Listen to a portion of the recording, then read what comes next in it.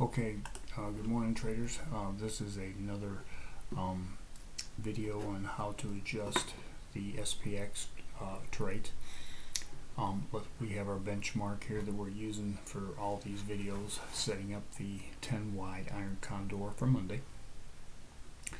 Let's just say that the market starts going down again and this is being tested.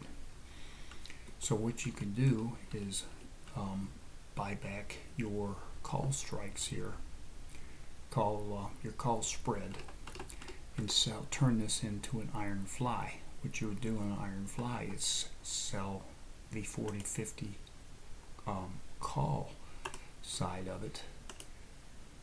So this is what your trade would look like, and you go 10 wide, so you're short both the 40-50 on the put and the call side. And just turn this into an iron fly. By adding this, you will receive a lot more credit. Now this with both being short the 40-50 call and put, one of the two of them is going to lose a little money. But as you can see right here, if you put this trade on to start with,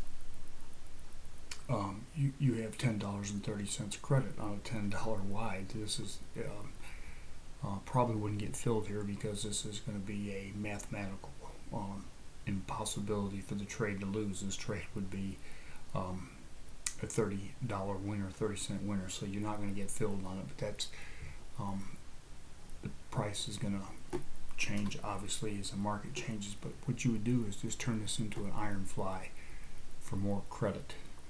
That's just another way you can adjust it.